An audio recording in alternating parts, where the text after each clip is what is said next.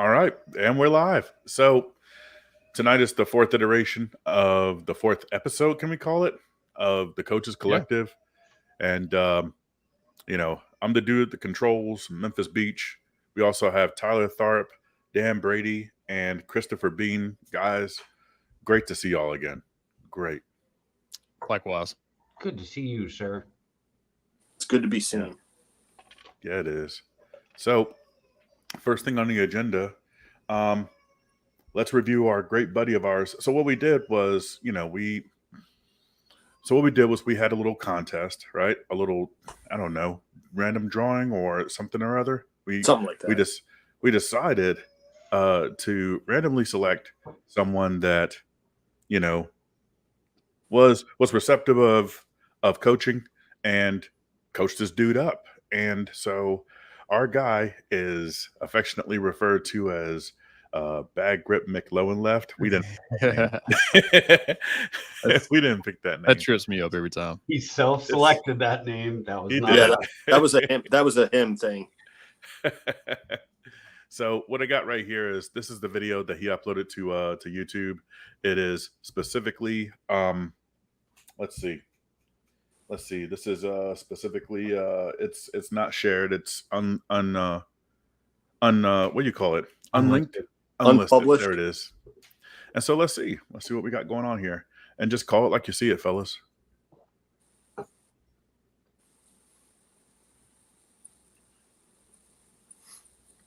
So far, so good. I'm looking at that finger placement. I know I gave him some direct feedback shortly after I saw this, because we didn't have a collective scheduled at the time. And I'm just trying to recall the first thing that I told him. Yeah, so if you watch right there where his support hand comes in and grasps at his garment, I am much more of a fan of the knuckles facing down upon garment clearance instead of to the side. It does a couple of things.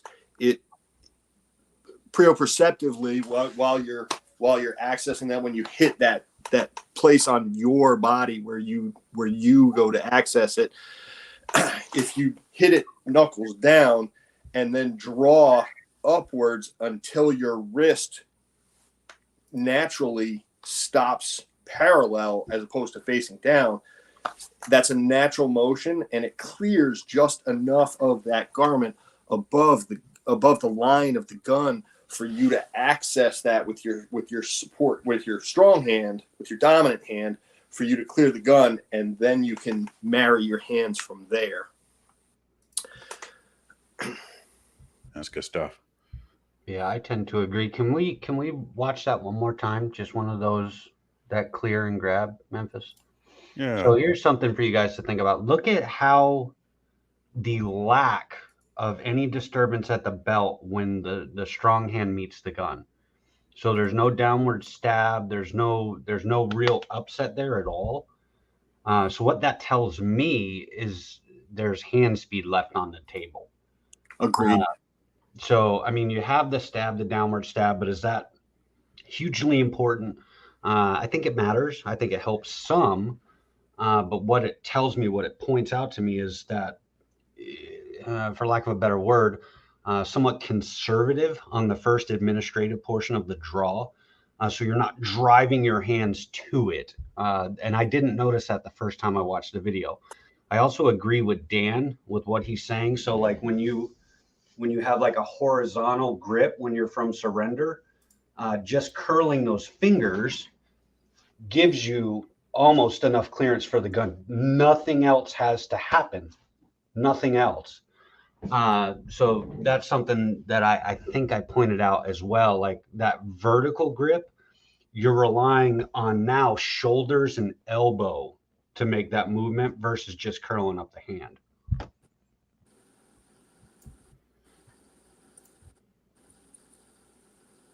Hey, right there. Go back about 1 second.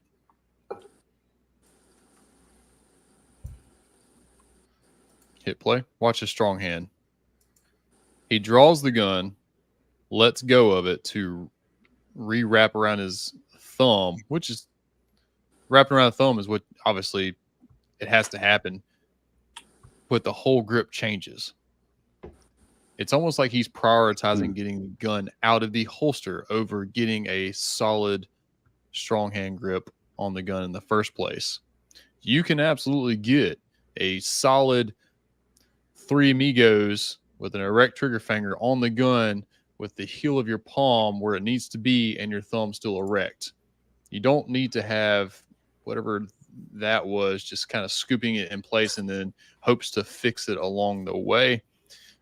Maybe, and I don't want to downplay this and say that speed isn't important, but maybe dial back just a little bit to make sure that you are ensuring a good 3 Amigo and palm of the hand placement. That way you don't have to fix that along the way. And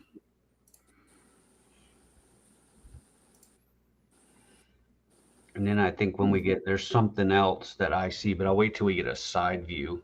But Memphis, you see anything you want to talk about this portion so far? So far, so good. I think everybody else here just kind of already hit on it. I love the fact that, okay, Hello Kitty over there in the background, but Chill cat. The chillest cat ever. Yeah, the cat is so comfortable around firearms. I like the extra angles that he adds in. Yeah, So that right there, if I can hop in, you guys see the support hand index finger. It is curled way in. Yeah, and it's that's all the way in. him and I had actually discussed this, and he had a lot of trouble, even at more controlled presentations, kind of with deviation of the front sight. And I think a bunch of it was driven by that hard curl in that index finger. And it also kind of caused some issues with him actually getting a good strong hand grip on it, because he's curled way in. It's going to affect trigger pull. It's going to affect all sorts of stuff. I think he has since remedied that. Yeah. But that's a very interesting, that's of the extreme side that I've seen with how much he was curling. So he's actually getting less contact there than you would normally get, if that makes sense. I think it's because he has too much of his support hand wrapped forwardly around the gun. I can't show it on camera or they'll kill our feed or whatever, but I'm sitting here with my inert option here. And if I put my support hand a little further back where I like it, where I can actually get a little bit more meat on the backside of that grip where I like it, that's not possible. I don't have that much finger sticking around, and I'm 6 foot tall with a 30-inch draw length on a bow, and so I got the long digits. You also feel how it wants to peel the support palm away when you do that. It wants to peel exactly away from the gun. Yeah. And sometimes I have that issue during recoil. The more I shoot, the more I realize my left hand is forwardly going, and it's like almost I'm peeling away my main hand's fingers, and that gets really annoying, especially on Glocks or any 2x4 shaped, no roundedness on the sides type of guns. But as soon as you give me a little bit of roundedness on the sides of the grip, like the Canic or a VP9 or something like that, that's less of an issue. And then, hey, Memphis, do you have cursor? Can you put cursor on the screen and have it show, or no? Okay, go right at the back plate of the gun with your cursor, and then just go straight back. Like straight towards, you guys notice anything there? He's got a ton of tension in there. I mean, you can look into, so I mean, he's real tight. But what's not behind the gun? His wrist angle. His wrist angle is completely canted off there. Yep. So is he left eye dominant and right handed, or is he cross eye dominant? I don't believe so. I don't recall specifically. Like I said in the pre-show, he's actually been in my class before, and Chris, the observation that you made earlier about him leaving speed on the table is 100% correct. The other thing is that instead of that stab motion, he does scoop a little bit more.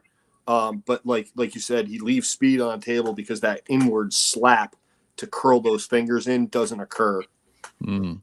But I don't recall him being cross-eye dominant. So the reason why I asked that is because early on in my shooting career, I noticed the same thing with me, but it's because I was twisting the gun in my hand so that it was directly aligned in front of my left eye instead of making sure I have that solid structure directly behind the gun and then just giving it a slight tilt, which actually worked in because it allowed my left hand to kind of upwardly vice clamp type of You thing. guys see that correction? Did you see that correction, Memphis?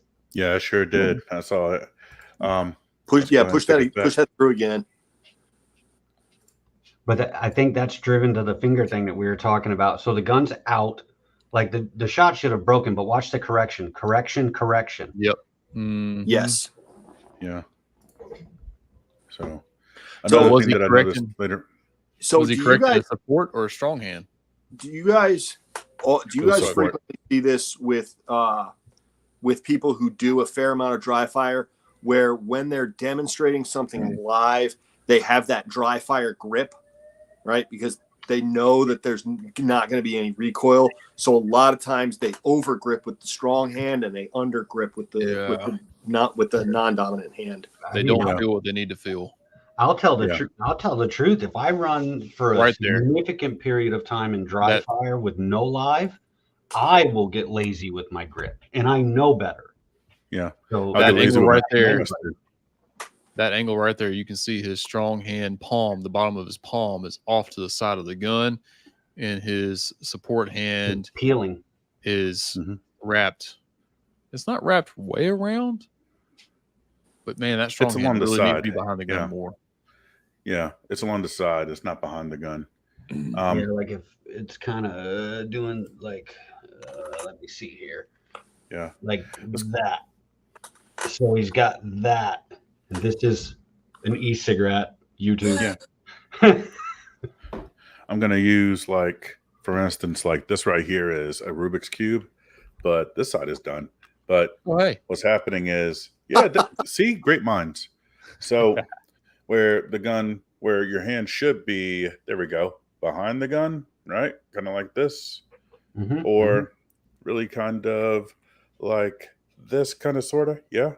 Instead, it's more like this, and he's got this gap right there. So it's kind of interesting. Yeah, you know what would happen with this grip if uncorrected? Now, could you absolutely control recoil like that? Yes. The answer is yes. But it would shift. What I think would end up happening is he'd start experiencing trigger freeze anywhere around like 25.25 or below. He's going to sacrifice that because the strong hand's doing all the work. So that's the yield you'll get from that. You could make that work, but you would have to make accommodations somewhere else, if that makes sense. Mm-hmm. Yeah, right. Rob Peter to pay Paul. And his hands are large enough that that shouldn't be the case. He's got long fingers. He's a sizable dude. He's maybe half an inch shorter than me. He's probably about 30 pounds, 40 pounds less than I am. But he's that was an excellent face on that video as you said that. Oh, you know what? That's a perfect one, Tyler. Or was it Dan that you were talking about, like the scooping and like not getting it really solid coming out of the holster? That was a perfect couple frames. Yeah. Mm-hmm. It's actually the one right when he gets up in the fridge. Hello. Yeah, that's good with the screenshot. I think what would pay some dividends for him is some micro drills in the micro movement. So just clearing the garment and making sure. See, look how slack those fingers are. Yeah. So I think he should really micro out the first movement, just to cover the garment and making sure that he gets a solid first hand grip on the old gat. Yeah. What I will say, if we watch that one more time, that one. He does a really, really good job of wrapping the support hand, like getting it up in the right spot and wrapping it in. I just don't think the strong hand's ready for it yet. Like that's right there. Well done. I don't like seeing those fingers all the way spread like that. I'm a kitchen mitt kind of guy. I want everything to be old Cheeto choppy and, stern, ready with some sort of, not necessarily aggressiveness, but some uniformity every single time. He He also on that draw he released his cover garment way too early. That cover garment was falling down on top. I saw that too. Before he had an optic, he would have got stuck. That's fair. Like Tyler does. Yes.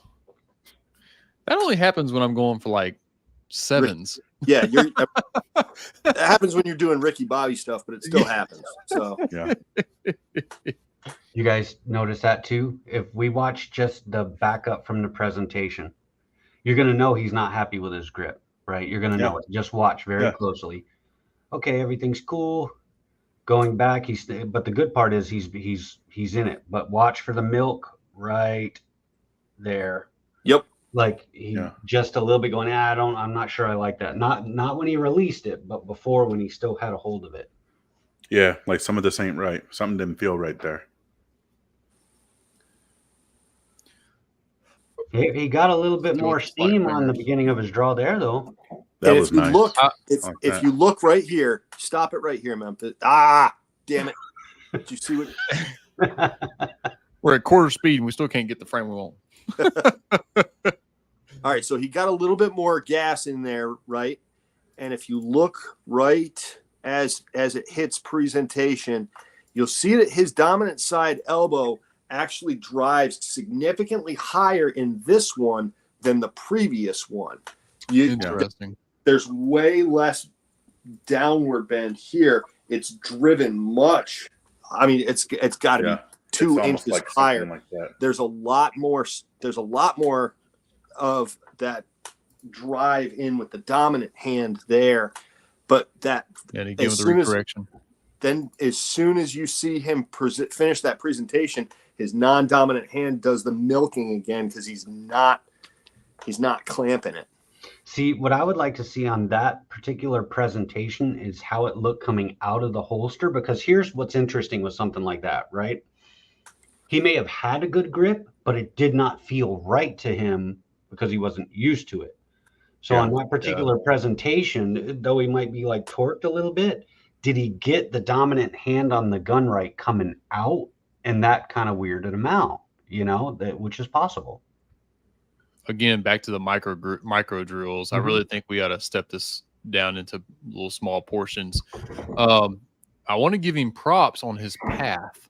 He doesn't have a overly L path, and he doesn't have that weird elevator path that nobody likes. He is really flirting hard with that good escalator path. Yes. Yeah. Yeah, this draw right now, and I know we're being critical because we're literally critiquing the draw, right? Yeah. But this is a draw. If somebody came to me with this draw, I know that they can get fast. Oh, I know it. Like with not a significant amount of work. It's just a couple little things you have to address. Man, I wish we could zoom in here. Because, definitely I would want to zoom in a little bit more on this little gap back there. But it's not so pronounced as it was earlier. But you can see where the support hand kind of connects with the rest of the grip.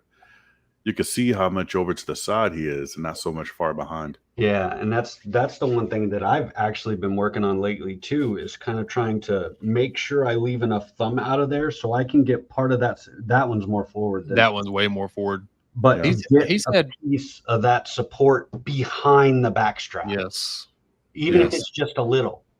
I will say this, though. It is incredibly hard to do that with slab side guns. Like the Glock, for example, there just ain't nothing there to get. No. On my Rival S, though, man, I jam with that left hand being behind the gun. It works out great. 320s, the PDP, for example, gats like that, man, they really allow that left hand to do it, but I can't do it on my Glock. Yeah. You'll notice his weapon light. Notice that little shifting to the left and to the right. Yeah. We're going to touch on that later, but a lot of that has to do with the adjustments that he has with his eyes. He's kind of playing around with some stuff with his eyes, and we'll see some of that later. That was a good call. He's had probably 3 or 4 different grips just in this minute-long ordeal. Yeah. I love the angles too, man. I wish everybody sent me angles like this. He put some real effort into this, and I personally am appreciative of how seriously he took this and how Yeah. much there are times that you have students who are there, who are attentive, but this young dude is just so eager to learn. And I love that the cat got up in here right now. Yeah. Before we move on, though, I do want to clarify that, especially if we're live. So, one, this gentleman has stones. He's trying to get better, and he's putting it out there to get better. Not only that, but he's willing to share it with the public to let people publicly critique him in the pursuit of getting better. Mm-hmm. Yeah. That should be applauded. Oh, it absolutely should. He's just, I genuinely like the guy. He's so personable in person. I'm lucky to have had him in class. I genuinely enjoy him. Great dude. The vulnerability is go ahead. absolutely. The vulnerability is absolutely necessary because it's good. It's good for other people to know the general viewership of this, and then just the general populace of gun-toting and freedom lovers. You're not alone, man. Nobody expects you to have a 7.5 draw the first shot or be able to do a sub-2 bill drill. But what we do expect you to do is to, let down your wall every once in a while and let us help you. There's no shame in that game at all, man. And we're all on the learning path, even us by a lot. I mean, that big props to Alec, man. The relatability he's gonna have with the general populace is perfect. Yeah, I great think dude. that the real talk is like when I'm in a rut or I'm struggling, the same people that are doing the critique on this are the same people I would reach out to say, man, I've hit a wall and I don't know how to get by it. And I think that's something that needs to change in our community where everyone wants to pretend that everyone, popped out of the womb with John Wick. regular 70s. And it's not true. This is hard work, and things change from week to week, day to day, minute to minute. And that kind of forthright behavior to allow yourself the ability to hear feedback and apply it, man, I don't know. I don't want to get wrapped around that, but it's important. It's a big deal. Yeah. Well, if you look at the training pages that we're on, if you look at the social media content that a lot of other coaches and instructors put out, a lot of the stuff out there looks incredibly impressive, and I can't help but wonder on a lot of occasions, how many takes did that take Cherry picking to make that cherry picking. And I'm fine with it, right? When you pull off something that's badass and you're proud of it, you deserve the props. I'm totally for that.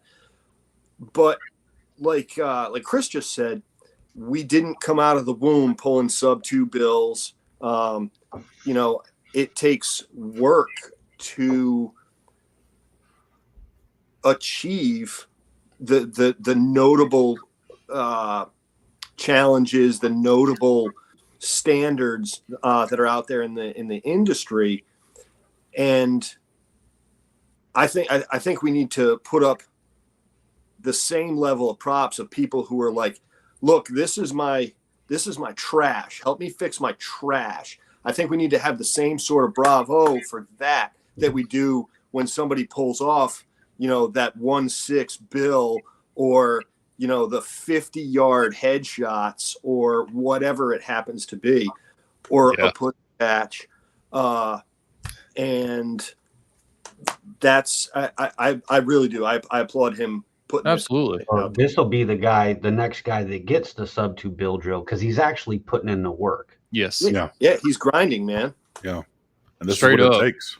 My next couple of YouTube videos is gonna showcase me absolutely failing, like straight up sucking it up, man. Like coming off being married and the whole wedding prep and all that, weeks of no practice and all that jazz. I go out and I debut the synergy functional exercises in the pudding patch, and I failed miserably at both.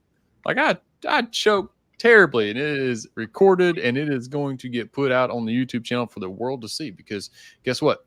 I created those exercises for people like me for deficiencies that they might also have and share with me, because that's what I came up with to work for those. And you know, I want people to be by my side just as much in my struggles as I do my my wins, so to speak. Because guess where learning really happens? In the struggle, in the uncomfortable zone. Learning ain't happen when we're winning. That's just celebratory time. Like, I'm here for the learning. Yeah. One of the things that I say in my classes, and other people have said stuff a number of different times, is that we climb the ladder of success by standing on the rungs of failure we have overcome. And that is, it's the only way to get better, is to fail and fail and fail, and then just turn that failure into repeatable success. Yeah. Preach it. Yeah. Let's get back to our buddy. Freaking love this guy. Yeah. There's that belt movement that Chris was wanting. Yeah, but it's coming on the wrong side of the draw. Like now that one, it's coming, so he probably needs a couple notches on the belt, because it's coming up. The pants are coming up with the gun. Yeah. That one had a little bit of a weird outward circleness. See how he's favoring that strong side a good bit? Yeah. Now keep in mind, you know, for our viewers and such, this is mirrored. So he's right-handed. Yeah, he's right-handed.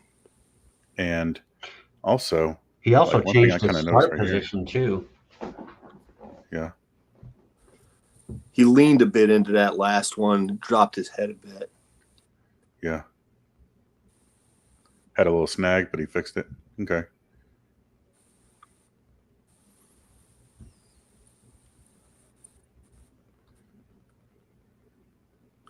There's that super early piece again. Watch that, So that right elbow. It comes up, and then it comes up, and then it keeps coming up, and then he decides to drop it back down towards the end of the presentation. That weird torsion of the gun might be causing that weird instability of the sights right there. Then he starts torquing it in. Hey, back that up again.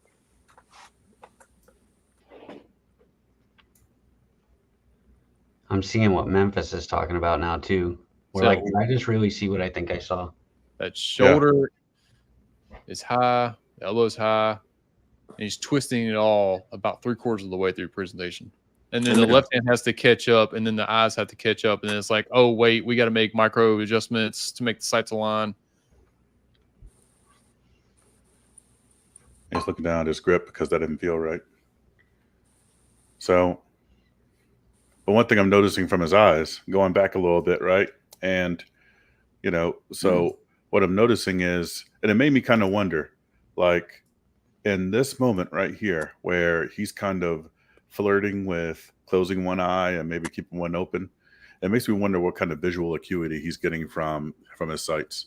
Like how clear is he seeing his sights? And is he front sight focused or is he target focused?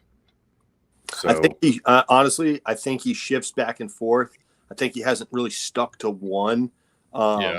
And that's just based off watching this video, I don't know, a dozen times at this point, and having him in class.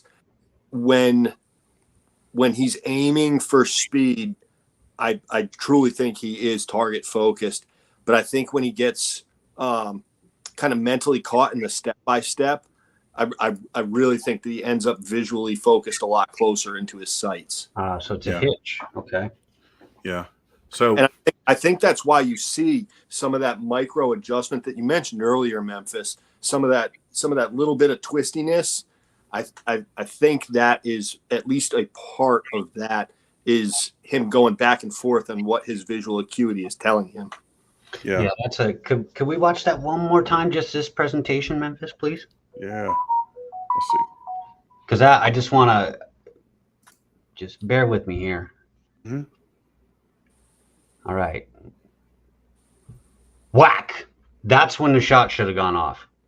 Yeah. So there's probably a good, I mean, we're in slow-mo, but there's probably a good 0.4 of just going, am I where I think I need to be? Whack. Right there. Right there should have been it. And then look what goes on with the eyes after full presentation. You see how that, you see the That's micro adjustment with the Mhm. muzzle? That's like Yeah. 3/4 of a second. And then there's the hand. So as far as I could tell, usually when I see stuff like this, it's because they're target focused when they first get the gun out, but they don't see enough from their sights. So they kind of close one eye just a little bit so that they can get a little bit more clarity. And if they don't like what they see, they start making adjustments. Mhm. So that's how you have like step 1, 2, 3 of the draw stroke is 0.75. And they're spending like a whole second out there floating the gun in space. But this right here, this is telling.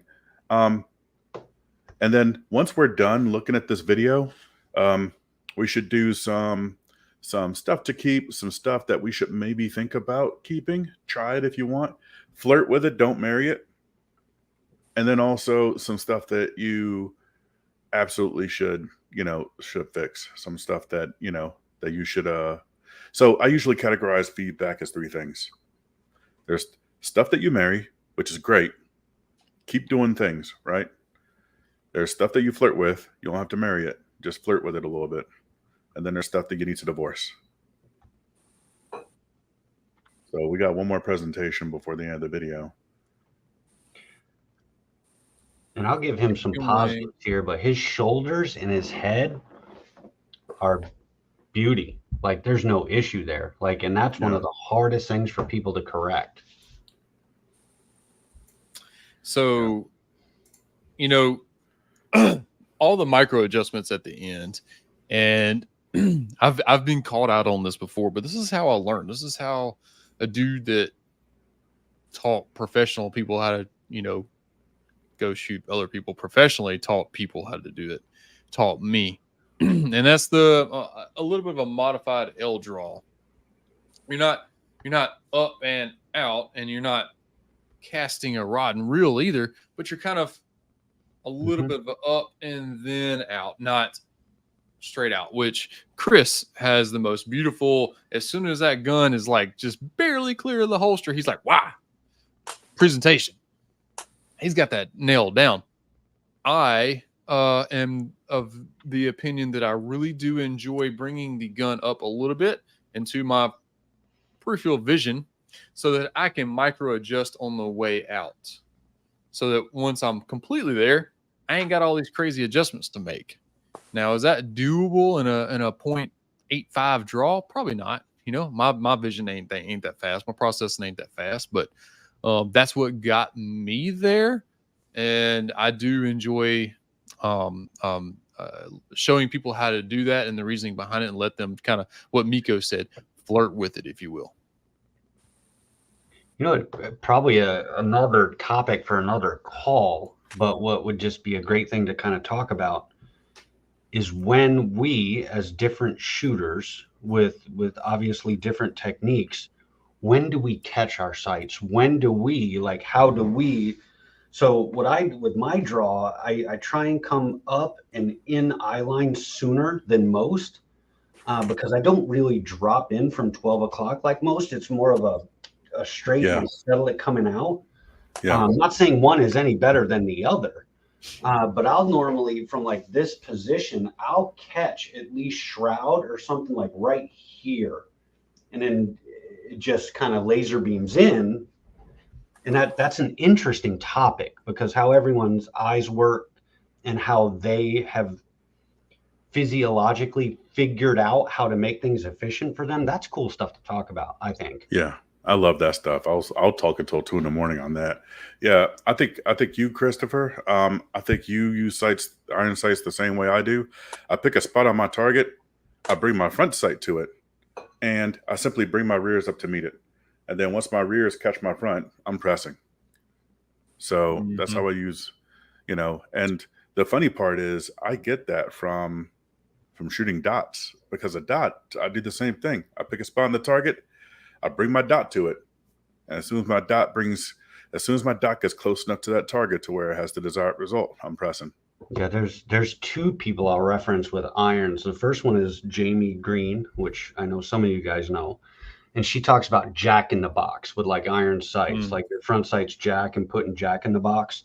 And the second's like Tim Herron, how he talks about using the rear sight as kind of like your initial aiming reference, right? Like the bucket.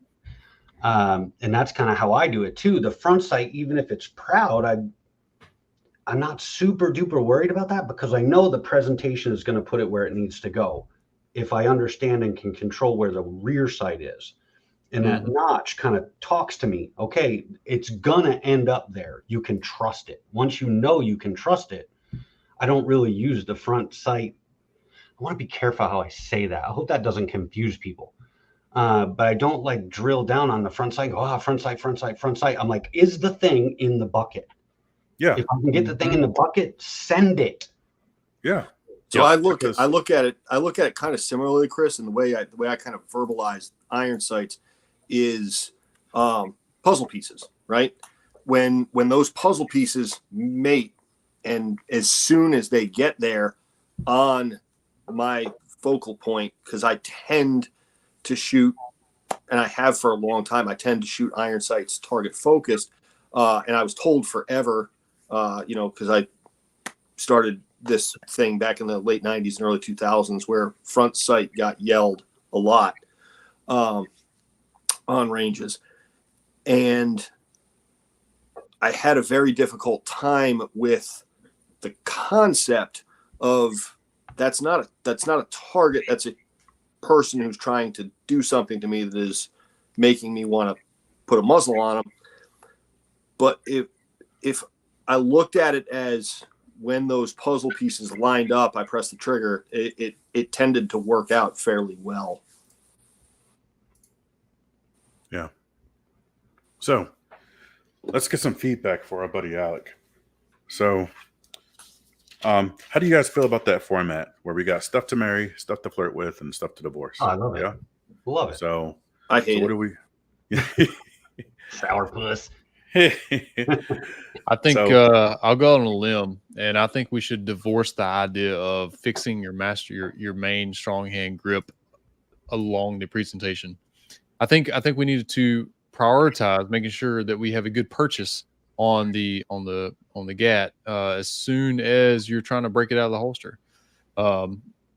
Can you fix it during the presentation if you kind of fumble it up? Well, okay, when you fumble it up, because we're all human and it's going to happen. All right, so yes, but let's make it a priority to make sure that we have a good purchase, a good foundation, a good structure behind the gun with our strong hand first and foremost. Yeah, I agree. And I think one of my big things is going exactly off what Tyler's saying. If we increase the urgency of the administrative portion hand to gun, that's going to make some of that happen. So the hand speed, stuff like that's going to make that happen, or at least help it. I think I want him to heavily flirt with breaking it down into the micro drills. Like Memphis said, you don't got to marry it, but I think dating it for a little while is probably going to be real good. I really want to see him authoritatively access that pistol grip, pin his cover garment, and really sink that firing hand grip in before that gun leaves the holster, because the way it's my opinion that the way he's marrying his hands, the way he's collecting the inconsistencies there have a lot to do with the inconsistency in how he's grabbing the gun off his belt. Yeah, I agree. So flirting with the micro drills. One thing that he needs to marry is the stability that his head, neck, and shoulders has. Mm-hmm. I think that's absolutely stunning. How many times do we see some dude, seeing guys just and that's how they draw. The fact that you can hang his head, neck, and string on a marionette, and that gun comes up, and that head, neck, and string, the head, neck, and shoulders doesn't move. I think It's that's got 1 absolutely second outstanding. written all over it. Like Yeah, the so moment the you see bones. that, 1 second all over it. Yeah. So the bones are there. One thing he needs to flirt with is, man, pick a sight picture and stick with it. Okay, like whether you're front sight focused or target focused, just pick one and marry it, and then get solid with that. Because the whole, closing one eye, I don't see what I need to see. The reason for that is because that thing is still there. It's almost like, someone that's always habitually late for work, and you ask them why, and it's because they hit their snooze. Stop using the snooze. Stop using the snooze, and you're just using an alarm. Do you? And this is a question for you, Memphis. Actually, so I mean, it's lending itself to me that's a trust issue, right? So I don't know if he has a ton of rounds down range or not, but I wonder if this is one instant, and I normally wouldn't recommend this, but where maybe a laser trainer might be useful. It would, was that because good enough? Yeah. The feedback we actually kind of talked about a little bit offline, but the feedback that I gave him was go out to the range and do some sight displacement drills and just kind of see how far off your sights are. In the course of doing that, and then do that at different distances, doing it 5, 7, 10 yards, 25 yards. And in the course of doing all that, what will happen is you'll start to get an understanding of how much equal height, equal light do I really need, and how much is just good enough, And what he'll find is that you don't need much inside 7 yards. You just put the ball in the bucket, and inside of 7 yards, you're going to hit alphas. Yep. So I think what's happening is he still wants that equal height and equal light in dry fire, just like we kind of cheat our grip. Sometimes we cheat our trigger press. Sometimes we cheat our sights. So, yeah. Yep. So one thing that would help that in dry fire is actually micro drills from like 3 to 4, like 3 to 4, 3 to 4, so that your eyes can get used to what good sights look like. Yeah. And then carry that out to the range and experiment. Yep. Presentation drills. Yep. Absolutely. Let's give him, if y'all are up for it, let's give him a live fire assignment. Let's give him a live fire assignment, because there's only so much I can tell about a shooter from his draw. Yeah, I get it. Weapon handling skills does give you a certain amount of insight into a person and who they are. But I got wicked fast hand speed, and I got some dang good coordination. But for some reason, my brain and my eyeball don't like to talk to each other all that well. And my impatient side really screws me.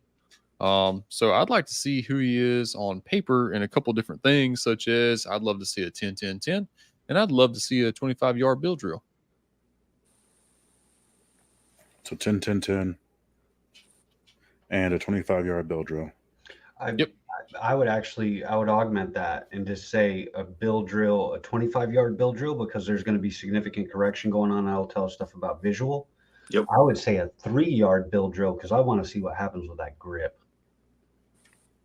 So you think, Chris, that the 3-yard build, just let him rip it. Let it rip. Let's see mechanically what's happening with your hands. Yeah, let him rip it so that we see where the wheels fall off with these right here, right? Mm-hmm. And then way back, go to 25 and build it again and see what happens visually, and see where any sort of disconnect is with what he wants to observe along the shot cycle. Is that am I saying that correctly?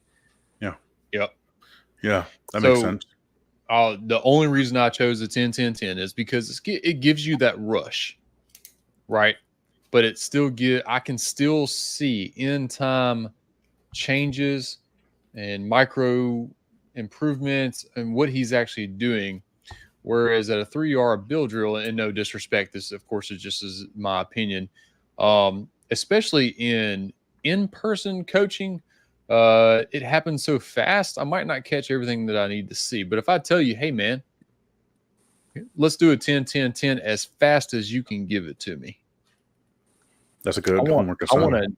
I want a 90 plus 10, 10, 10 as fast as you can give it to me. You That gives me 6 seconds to really dig in and watch. And that's Good the 6 only seconds. reason why I kind of run on both ends of the spectrum, because I absolutely agree with you. Yeah. The reason I like to see people push past where they're comfortable with, because there's normally a very large tendency at 0.25 to do something different than you do at 0.65. Yeah. And I kind of, even if you don't catch it during the like when they're done, say, do not adjust. Do not adjust. Is that gun in the same place it was when it started in your hands? That's fair. Yeah. Charlie's Fisher's question, those can lead to overconfirmation issues on scale drop for targets. All right, so that is very, how do I want to say this? It's kind of subjective, you know? It's subjective. Thank you so much. Because with me and my impatient raw speed that I have, there ain't no such thing as overconfirmation. Simple as that. I get so impatient of what I think I should be seeing that I just force it anyway and sling shots. However, on the other hand, I have a friend, he absolutely overconfirms, but then he also has the same splits for 20-yard targets as he does 3-yard targets. So there's some weird disconnect with him. Is his name Dave Brady? Because that sounds like I do. No. So it's very subjective, but I like where Charlie's head's at. Because if he is on the other side of things, yes, he absolutely could be overconfirming. But if he's anything like me with that raw hand speed and is super impatient, we have an underconfirmation issue. If I recall correctly, what I believe Alec is using for his dry fire is just painter's tape. I think he's just sticking painter's tape up on the wall. If I recall correctly, I could be mistaken, but I think that's something that he and I talked about offline. Well, that's valid then. If he's using a very, so let's just say, I'm blessed, right? So I have a dry fire area that I have more than 7 yards, so I can use full size targets, whatever. But if somebody's using a B8 or a 1-inch circle, now I absolutely suggest people do that. But there's a time for that, and there's a time for something that's a little bit more forgiving. So that may be worth kind of thinking through or talking with him about. Yeah. So maybe flirt with it. Maybe flirt with, printing out some dry practice targets. And let's put that down here. Now, keep in mind, as soon as I get them out, as soon as I get the Synergy dry fire practice kit done. It's been like a month in doing, but wedding type of stuff. As soon as I get that, we'll send him one. And send me one. Yeah, send me one. You got it. One. You got it. Yeah. I'm sending a special little package of something to Dan though. Little wink wink, hint hint. Okay. I'm utterly terrified right now. I'm intrigued. Wink, wink. Yeah, I'm intrigued. Does it come with batteries? Yeah. I'm brought to you by OnlyFans. I'm beginning to regret giving him my address. You won't need spit, I promise. Oh, that trims it down. Oh, we are live. We are live. Sorry. Hope the kids are in bed for this one. All right. After hours. For me, what I think he needs to do, what I would suggest he try very hard is, at least at this point in his progression, we need to solidify some things. So pick a grip that we believe is reasonable for now.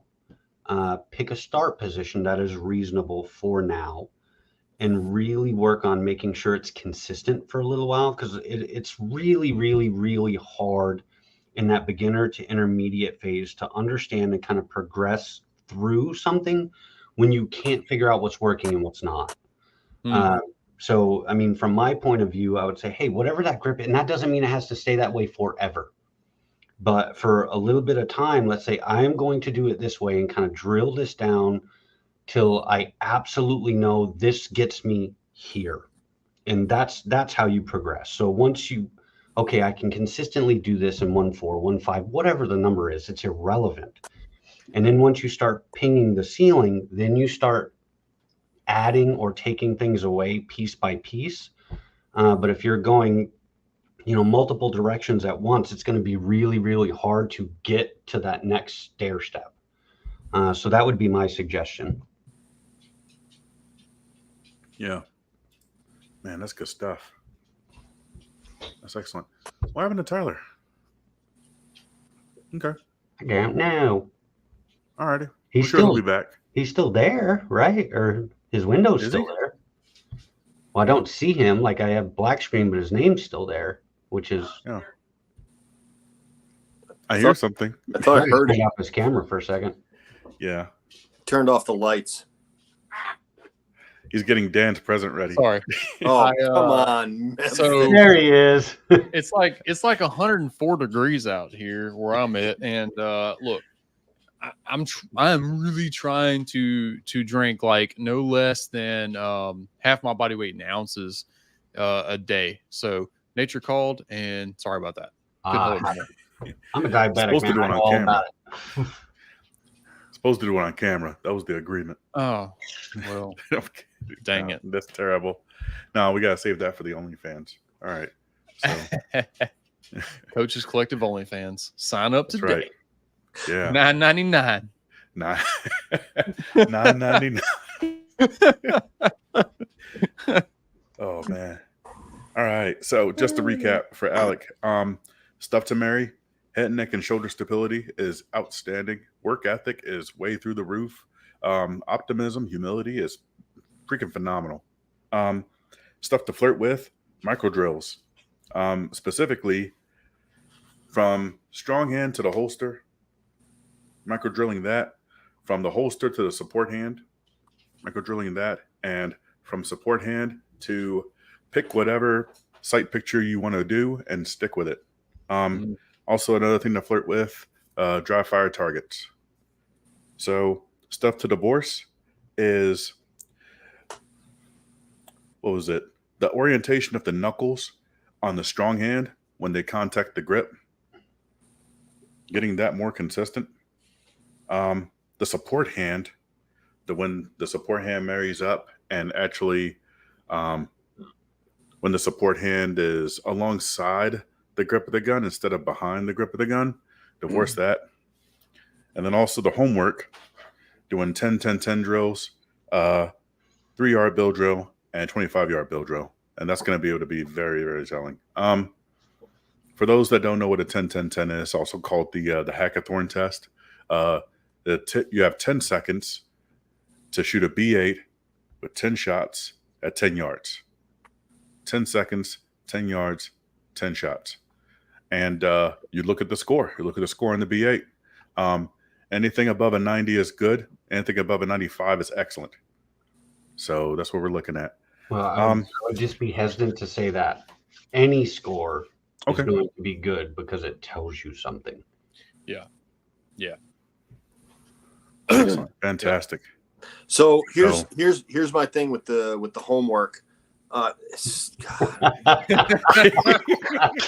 For those listening in, someone just commented, only Dan's. Got my $9.99. Right when he was getting ready to say something profound too. Hope you take credit. Dan, is that your wife? Yes, that's my wife, Tyler. Thanks. Oh, Yeah. she gets it Yeah. free 93 then. Yeah.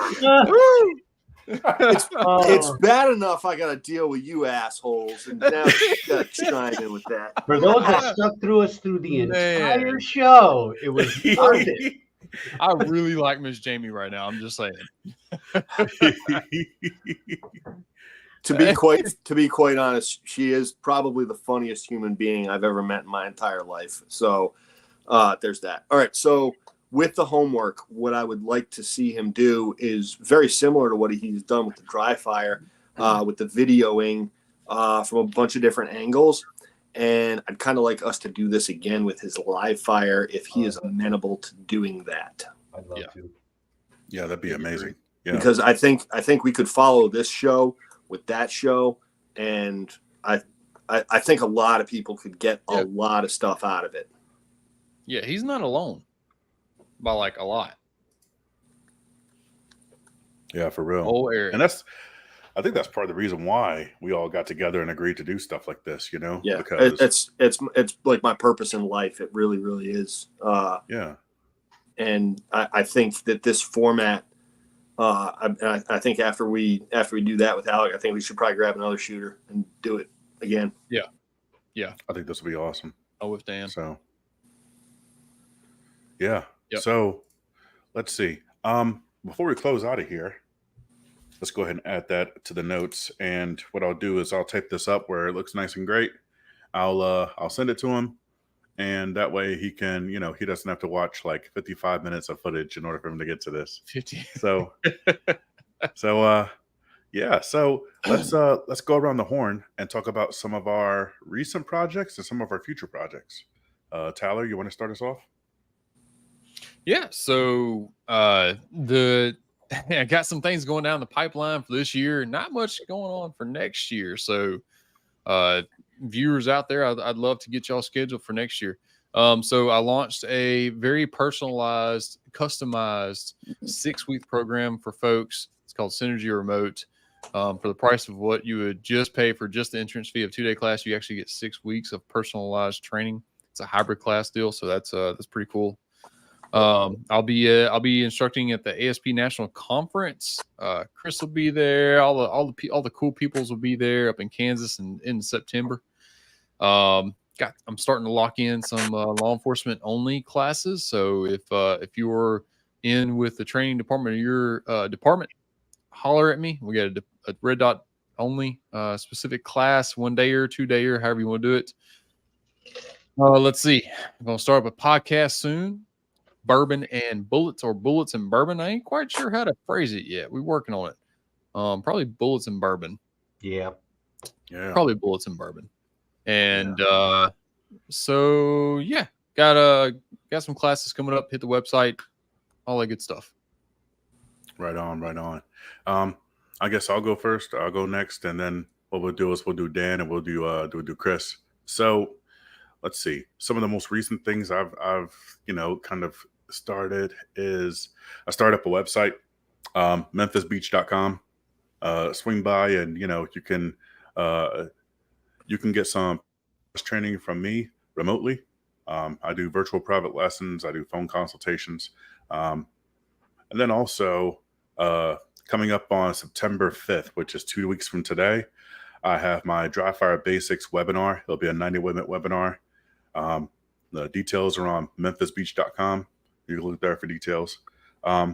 Also, been going through some really cool instruction, some really cool classes, and I got pepper sprayed a couple of times. So all of that stuff I'm going to detail on my YouTube channel and on my Facebook page. So that's going to be really funny to go over. So, yeah. So how about you, Dan?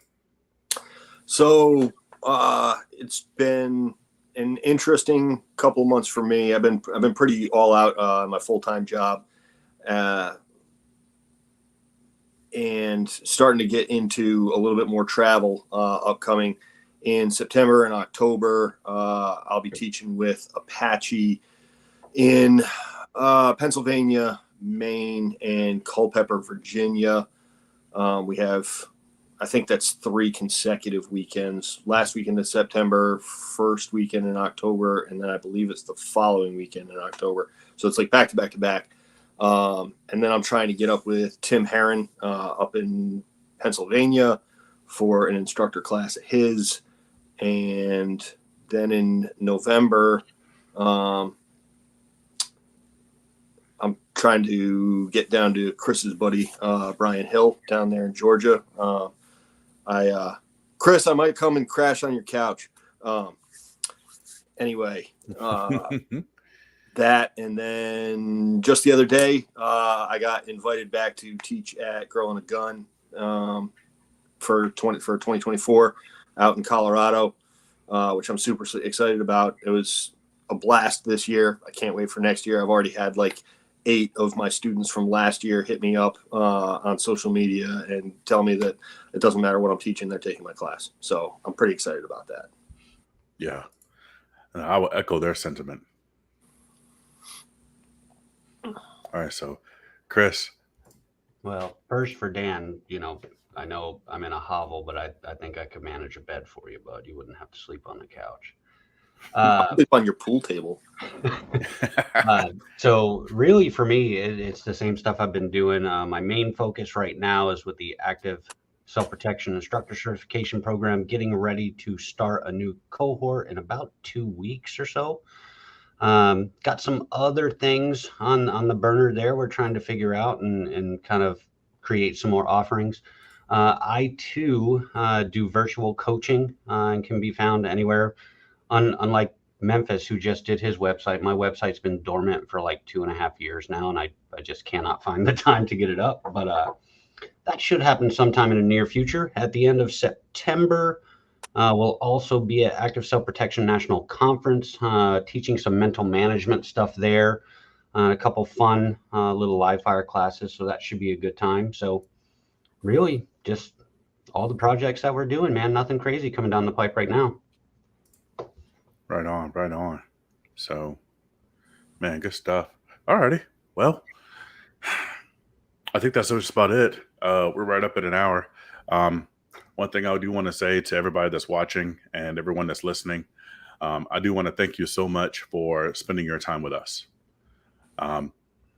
It doesn't go without being noticed how much we appreciate that, and there's a lot of things you could have been doing tonight. And the fact that you're spending that precious time with us is greatly appreciated. Really, it is. Thank you. So thanks a bunch to, man, my brothers right here, man. Freaking Christopher Bean, Dan Brady, Tyler Tharp. I'm Memphis Beach. And just thanks a bunch for coming, guys.